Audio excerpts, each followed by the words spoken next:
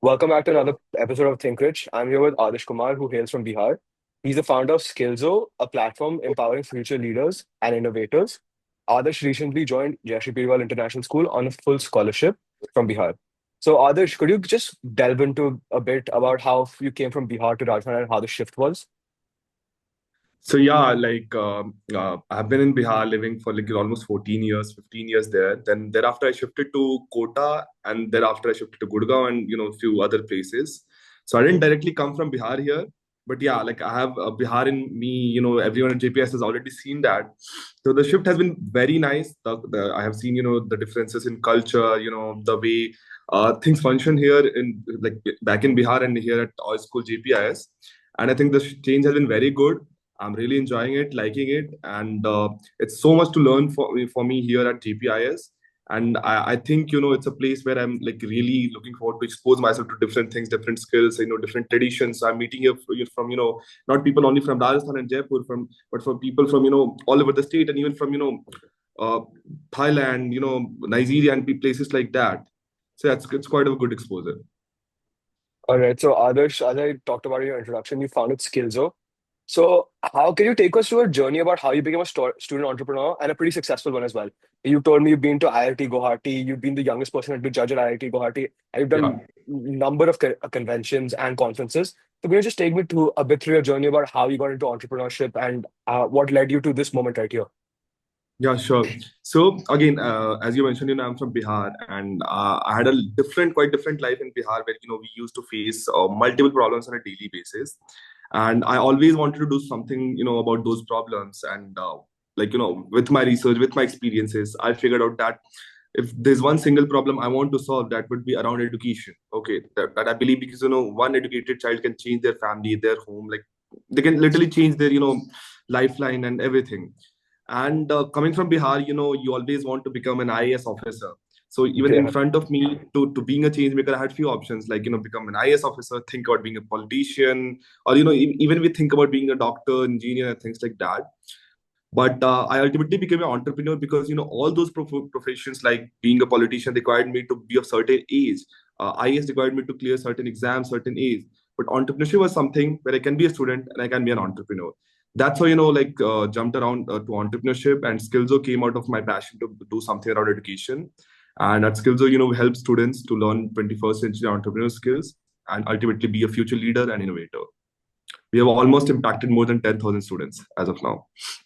That's really amazing, and that's pretty great considering you're at such a young age and you didn't come from a background with a lot of resources. So could you just tell me that how was the drive? How did you push yourself without being around a lot of resources to get to the stage and to empower about 10,000 students? Yeah. So I believe not having too many resources and too much of resources from the background I come. That was my drive. That there was a hunger inside me, and I feel that was my unfair advantage over anyone else.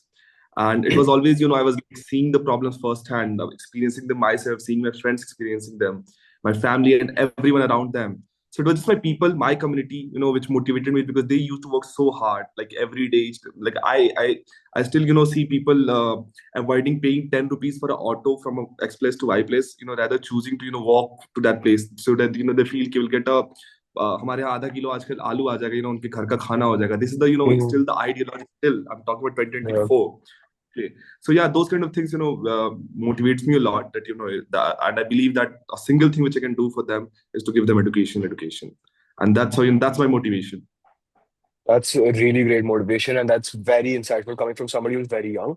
So, मेरा एक और सवाल था, like, you're from Bihar and you've been a little bit on the underprivileged side. So, how did you get into a field of like a very, it's not, entrepreneurship is still a little bit of stigmatized field in India. So, you Yeah. went to Kota. So, you've told me you've gone to Kota to study to go into like a conventional field. So, what was that feeling inside Kota? And then how did that drive you into entrepreneurship from there? Yeah. So I would here thank Mr. Ambani for making like happening Geo, because अगर शायद Geo नहीं होता तो maybe I wouldn't have exposed to so many things, because the internet Yeah. became like was free, and one anyone can use like learn anything they want. So my thing for Kota started because I wanted to learn computer science, and I thought, that computer science technology has the power to change the world. Using technology, you can solve many problems. And that's how, I ended up, I searched, on Google that what's the best institute in India to learn computer science. Then I found Mm. IIT, and I learned about how to go to IIT. So you have to go to IIT, JEE, and do these examinations and things like that. That's how I ended up in Kota. But when I went to Kota, the amount for my coaching fee never came, and I believe that was a turning point for me because I started exploring other options, and I had already an entrepreneurial interest and few experiences. So I decided to pursue that. I started emailing people. I remember sending 10 emails, 20 emails for a single event, single for a single event ticket and things like that. And yeah, sometimes people replied, sometimes they didn't. And in the replies I got to attend those events, those programs, and ultimately started meeting people. Few of them became my very good mentors. Few of them ended up investing in my startup. And that's how it was. Like like I was just going, not with such a concrete plan or something like that. It was just I was following a vision. I had no clear path. I was just going towards a mission vision that I have to do this, and maybe this is the way. And I was just exploring. Sometimes I failed, sometimes I sort of succeeded, and I kept exploring, and that's how I ended up here. That's amazing. So in today's field of like computer science, AI technology and stuff like that, how important do you think is it for business to align with those fields? How, because we've shifted from conventional businesses like providing goods and services or just trade karna on a daily basis to providing unique unique services using AI technology and computer science. Uh, So तेरे को कैसे लगता है कि how has that field impacted the entrepreneurial and business landscape? Yeah. So earlier, when I heard about entrepreneurship, we used to, categorize startups in two categories: tech startup and startups. Mm. Now in 2024, it's only tech startups. Every startup Yeah. is a tech startup because they have to utilize tech to reach, like many people. Tech is mostly used to build a product, which can be distributed to millions or crores of people at a single time. So that's how tech has been used by mainly product companies. But now, even if you see the traditional businesses, they're using tech to have an online presence by website, social media, content creation. That's the most important thing that's happening within the startups. Every entrepreneur is creating content after market, more than marketing. What's more important for now is like the content creation by that own company, right? So yeah, the landscape has been evolving, and I believe that tech has helped the industry, really helped to expand, make the process efficient and things like that. And I think with the use of AI, the process will be more efficient, more faster, more convenient for people and businesses both. All right. So you think tech is a pretty good integration into the business landscape right now? 100%, 100%. It's a superpower. All right. So obviously you've created a platform which I've called Skillzo. So how have you integrated tech into Skillzo so that it becomes more efficient and easier for people to access those skills that you want to empower students with? Yeah. So for example, we used to have webinars like this, and in that I use the AI software where I can trace that if my audience is getting bored, when at what point they're feeling interested, what at what point they're feeling engaged, at what point they're confused and things like that. So I have been using tech to learn more about my user, more about like getting insights about them, where they're facing problem, where they're feeling happy, and how. So my whole ideology behind is that how better I can solve their problem, and that's how I've been using tech, even to like analyze the data, the forms, like the data I have of almost 10,000 students, that what's the common problem they are facing, what's something that can be done that can say solve a common problem for all of them. So for me, it's been understanding the user. I've been using tech as that, and now the next step would be to build something around with the use of tech that solves their problems. So sort of building a tech heavy product, I should say. Yeah, that's amazing. You're already doing so much at a young age, and then you have a future as well, in which you see solving their problems again. So I wanted to go through like you're already very successful with Skillzo. I just wanted to ask you, obviously going through entrepreneurship, there's a lot of risk involved. And sometimes you don't succeed in a couple of your ventures. So I was talking to you on Instagram last night, and there was a couple of other ventures that I saw that I had not heard about. So do you want to talk about your failed projects or any other ventures that you have that are not as big as Skillzo yet? Yeah. So I believe, a very famous saying in India, risk hai to ishq hai, right? And the thing is, all those, failed projects, failed startups, ventures has led me to start Skillzo. So I had this thing called Mission Badlav. That's the place, where I went to my village, from a family, which did not had food for 7 days. I met those kind of people. At the same place, I met people, like who were not able to even access the basic rights, like, basic documentation, like, basic schemes, I would say, of government, like ration card. And there's a scheme called Ayushman Bharat, which gives people, 5 lakh insurance, medical insurance. People were not aware about those kind of things. And that was, my eureka moment to understand that, yeah, education is the most important thing we need at the grassroots level. And 90%, I think more than 60%, I'm not sure about this data, is of India is, like, comes from agricultural background and things like that. Yeah. And we are, targeting that, will become this $1 trillion economy and this $1 trillion economy. All those, resources and all those things will be happening in the smaller towns rather than, now these big towns like Delhi, Bombay, or Bangalore, because, those are the untapped markets. So we really need to empower those, villages, those. So, to become that certain $1 trillion economy, we need to focus rather on the Bharat than the India we have, right? And all those field ventures has been my inspiration to do, come up to Skillzo, build Skillzo. Whether it was my first venture that was called 2 Trillions, where, for the first time I learned how to make a website, how to make it live. And I still remember that feeling was so different from today's feeling. Like, now building a website doesn't matter. It's the user, the feedback that we get, that matters. But that time, just making a website live was, felt like amazing. And 2 Trillions was a startup, where we are like selling masks and t-shirts with, human rights quotes and, like all those humanitarian codes. And we were donating the profits to NGOs, whatever profits we're getting, mainly in child rights, education rights, and, animal rights and environmental rights. That failed because of COVID-19 hit us, and we had to shut down because of the logistical problems and situation.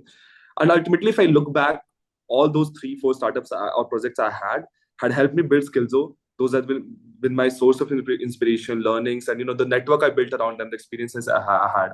So I believe in entrepreneurship, there's a concept called, you should fail fast. So rather than waiting for a, like, perfect time to do something, you should just, try 100 things, fail fast, and get your thing done. Yeah. Well, that's a very nice insight, very good insight from somebody so young. So again, you talked about going to a lot of conventions and networking and getting mentors, a lot of mentors and people investing into Skillzo.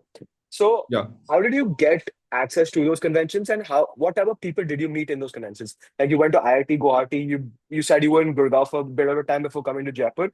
So could you just elaborate a bit more on your learning from your conventions and how did you get access to those resources?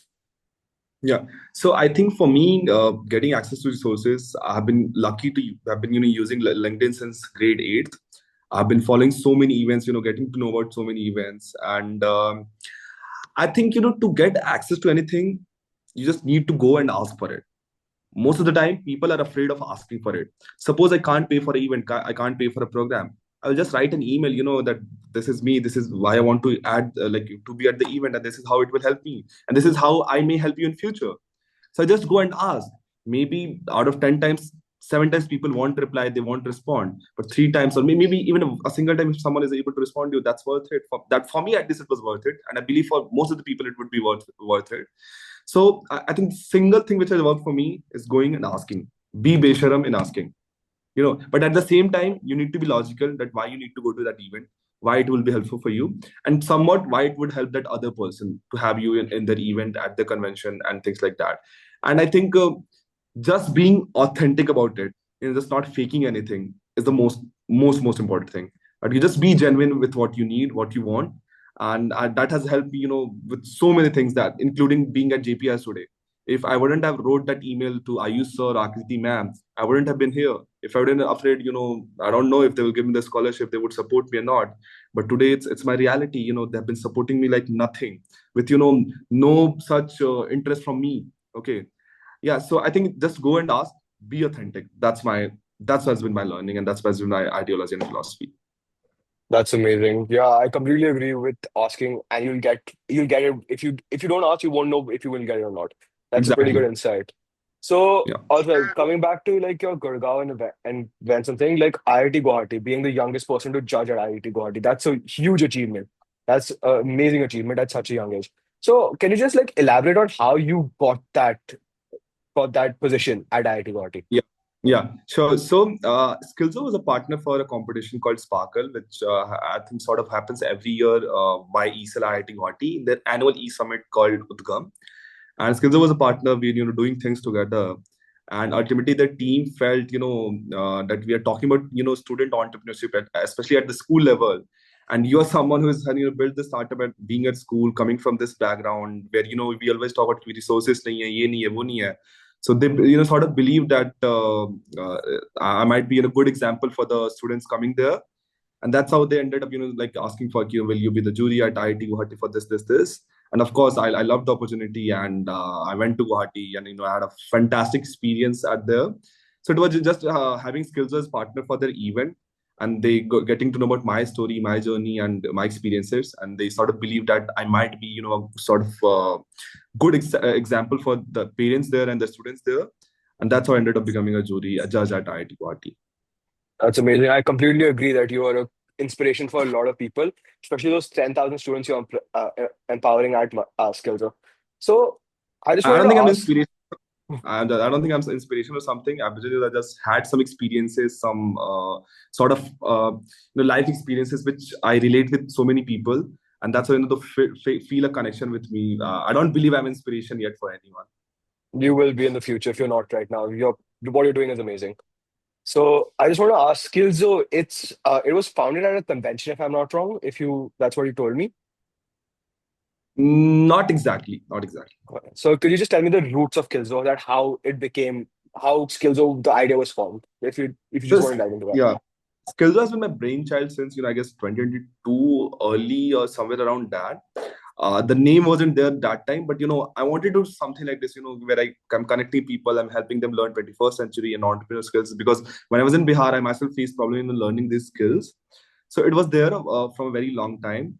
And I, again, like many other people, I was looking for that perfect time to start my venture. Like I have the perfect resources, perfect funding, everything perfect. But one sudden day, not one sudden day, after so many days, I realized that I just need to start. I don't need a perfect application. I don't need a perfect website. I just need to start. And Skillzo started as a WhatsApp community, WhatsApp group. Like many other startups, big startups today, like Ola, Blinkit, Zepto, all have sort of started as a WhatsApp group. I'm not sure about Blinkit, but Ola for sure has started as a WhatsApp group, Yeah. where they're just doing the thing. So that's how Skillzo started. We are a community, in our WhatsApp community, we almost have 500 members, and we are looking forward to expanding those to maybe 1,000 by in the next 3-4 months. So yeah, like for me, the very 6 months was like curating, like learning from that 100 members I had, because I wanted to just help 100 people, but help them very well and learn from them. So my goal for the first 6 months was never to expand. It was just to learn from the user, understand them. And I believe at this moment I have certain experience with my user, and I believe it's time to expand to maybe 1,000 or 10,000 people. And yeah, that's what I'm doing right now. As I mentioned that coming from Bihar, I did not have the resources and things like that, but I always wanted to do something around that. But after I came to Gurgaon, I places like that, I started visiting, going to so many events, so many conferences and things like that, and I got access to certain mentors, certain people, a certain network, I would say. And there I felt now it's time to give back. Now it's time where I can build that thing. I can help people because now I have those resources which is not accessed by so many people, and I've been just lucky to get those resources and access to mentorship and knowledge resources. And that's what at the moment I thought it's time to start. And also again, like as I mentioned earlier, no one needs to wait for a perfect time. You should just start. Like I started with a WhatsApp group, like Ola started as a WhatsApp group and things like that. And now today, we all know Ola is such a big startup, such a big venture. So yeah, like I didn't wait for a perfect time. When I felt I have those resources, even a minimum one, I started. And today I think we're pretty good. Our users are very happy with whatever we are doing. And yeah, the goal is to help them. That's it. All right, that's amazing. So obviously, in the last 7 to 10 years in India, startups have increasingly, exponentially increased year on year. So what's your secret to being competitive in a very like new market? Because online education is a pretty new market, and it's boomed in the COVID times where people were not allowed to go outside, and so an academy, these platforms all became very big during the COVID times. So how do you Yeah. stay competitive in such a vast and new market? Yeah, I think skills is very focused on a very niche market, so there's no such very big competition. But overall, if you see the industry, there's so much of competition. And my philosophy or ideology to beat any competition has been just to have a great learning experience for your user, have a fantastic user experience. Second, has build a great distribution. Like your power should be your distribution and your user experience. And that I think sort of ultimately converts as your mode in longer term. And one personal experience which I've been learned from other people, other founders, and my own experiences is that most of the time startups fail because of a founder's personal motivation and inspiration. If your founder is very really determined and they're not ready to give up, most of the times they will just solve the problem they're facing. It's just the motivation, willingness. And I'm a big believer of something like grit. Okay, so yeah, great again as a personal skill, personal trait. And second is having a good distribution and good user experience really helps a lot. All right. That's a good insight, and it's a good mentality coming from somebody that's very young and very successful.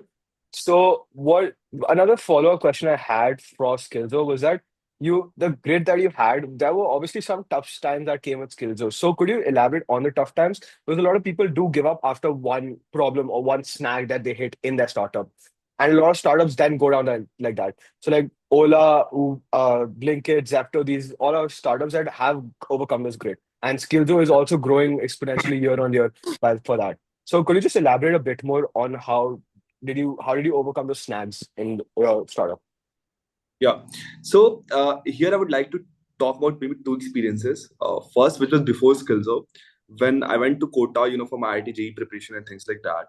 And I ultimately could not take admission into IIT JEE Coaching Institute. And at that time, I felt everything is now gone.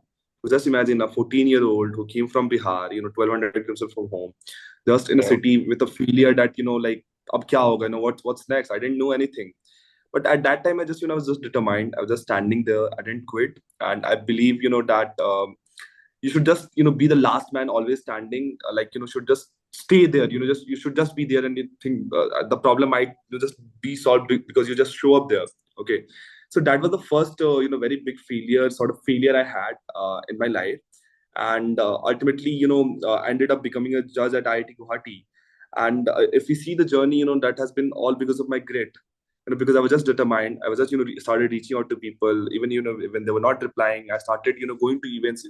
Even most of the times I did not get something very uh, great or tangible from those events. But one day I got from a certain event. So if I attended 10 events, from 9 I did not get, from one I got, and that was worth it for me. So those were things, just adapting to the environment you're getting. And just accepting the things you have. And the second experience would be for me joining JPIS.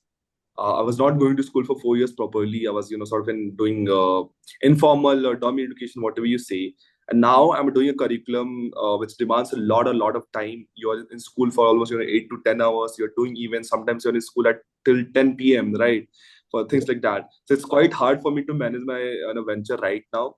But at the very core, I understand that whatever education I'm taking, whatever time I'm giving to my these experiences, these all are ultimately meant to make skills better. Okay. So I think the failures, the hurdles, I think more than failures, you'll face, challenges and hurdles, and you need to overcome them by, sometimes sacrificing something over something, and having priority set. So yeah, that's how I've been, overcoming my challenges, whether, sometimes it's giving more priority to education, or sometimes giving more priority to my startup with skills, or and things like that. That's amazing. So after coming to JPIS, what are some of the differences that you've seen in yourself as a person or as somebody who tackles problems? Like what is a change in personality or what is something that you've learned coming from a CBSE to an IB curriculum, where the learning is much more rigorous and much more vast? I think very famous CBSE is known for rote learning, while IB is very much known for experience-based learning. You are doing things by your own. Of course, there's a theoretical learning at a very much of theoretical learning is still here at IB. And but the experience of like working within a community. I think here we really value teamwork. like group work, presentation skills, communication skills. We are here like develop as leaders who question things, who learn the why behind things.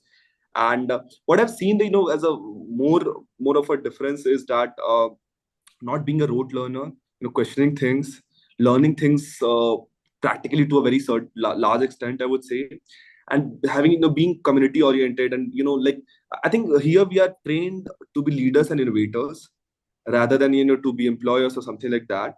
So the IB curriculum, and especially the GPS environment and GPS community, is a place where I believe people are trained to be the future leaders and innovators. And that's even my starking difference between a CBSE school and IB school. And especially the CBSE school I went was in Bihar and in my district. So I don't know about other CBSE schools, but the school I came from and the school I'm in right now has these major differences. And also, the talent here is much appreciated. Talent outside classroom is very much appreciated, unlike my other school, where only your marks and things were taken in acknowledged. But yeah, here at JPS, your inside classroom learning plus outside classroom learning, everything is appreciated and really rewarded here. Yeah, I completely agree with that. So, a couple of things that you said in the IB curriculum was that theoretical learning as is there, but again, practical learning and work experience that is very important in IB. And these are skills that I feel are very important for an entrepreneur who wants to pursue a business or start a business going forward. So in India, I feel like entrepreneurial schools or those business schools where hands-on learning where you create a proper business or something like that is at a minimal. So is that something Yeah. you want to see change in the future? Is that something you want to see change in the future where there are a lot more entrepreneurial-based schools where people are learning how to build a proper business in those 3, 4 years of education post high school? Yeah, 100%. Even this is one of the fields I want to explore in future, that I want to learn that is how that can be made possible. And I think Masters Union has been quite successful in following this thing, and even they have now launched something called Tetter School of Business, Tetter College of Business, and we have something called Mesa School now. Physics will also launch this kind of thing. So I think this learn by doing thing is quite growing in India. And I believe that if given a chance, I would like to pursue something like that, where we are given the opportunity to learn by doing, build your own business, especially when you're doing a business education. And I think if you see the medical schools in India, the medical schools are always within like a medical hospital, right? They're near a hospital, so the students learn practically. And Indian institution for medical are really renowned in the world, the whole world.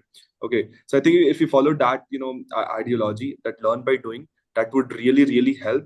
And I really see that happening in India even soon at the top colleges, maybe at IIMs and things like that. They will for sure adapt to this pedagogy.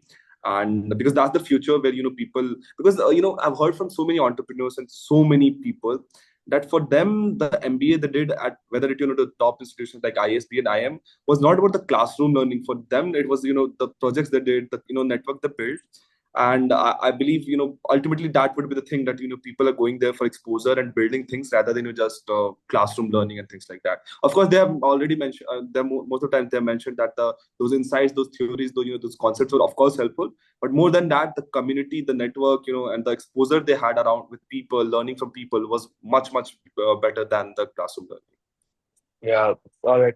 So thank you so much, Adarsh, for coming on Thinkfish. This was very insightful, and it's amazing to hear from somebody who's so young and successful, especially where knowing your background coming from underprivileged area and then coming and asking for that strive and becoming bringing skills or a change for a lot of students at our age. So that's amazing. Thank you so much for coming. I really hope wish you all the best in the future, and I really hope that you succeed with your venture and whatever you do in the future. Thank you so much. Thank you so much for having me on your show, and it was quite interesting to go back to my past and like try to remember those things. And yeah, lovely conversation, loved it. Thank you. Thank you.